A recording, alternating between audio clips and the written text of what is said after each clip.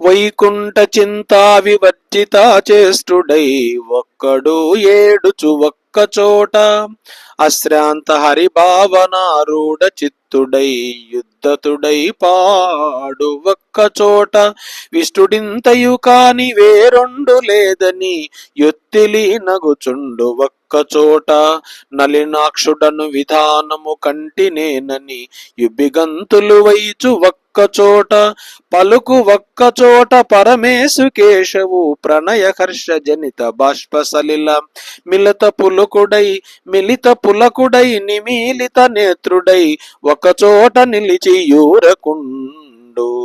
ప్రహ్లాదుని చరిత్రలో పోతన గారు 7వ స్కందములో 124 సీసబద్ధం ఆట విలుదలు ఏం చెప్తున్నాడే అంటే, ప్రహ్లాదుడు ఒక్కొక్కసారి హరిస్మరణంలో మునిగి మైమరిచి ఒంటరిగా కూర్చొని ఏడుస్తూ ఉండేవాడు.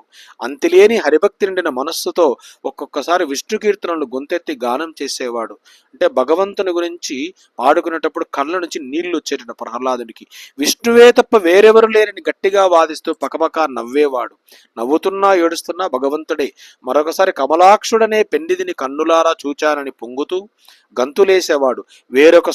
మరొకసారి మాధవ, మధుసూదన అని మైమరిచి పిలుస్తూ ఆనంద బాష్పాలు రాలుస్తూ భక్తితో పులకించిపోయేవాడు ప్రహ్లాదుడు.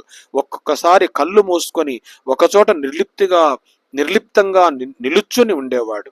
ఆ ప్రహ్లాదుడు ఏ పని చేసినా, ఎలా ప్రవర్తించినా హృదయమంతా ఆ హృషికేశుని ఆరాధన ఏంది అంటే, భక్తి ఎట్లా ఉండాలనో ఈ ప్రహ్లాద చరిత్ర ద్వారా పోతన గారు ఎంత చక్కగా చెప్పాడు చూడండి. వైకుంఠ చింత వివర్జిత చేష్టుడై అంటే ఎప్పుడు ఆ శ్రీమన్నారాయణుని హృదయంలో పెట్టుకొని ధ్యానిస్తూ నవ్వుతున్నా, ఏడుస్తున్నా, మాట్లాడుతున్నా భగవంతుని దృష్టి పెట్టేవాడు ప్రహ్లాదుడు.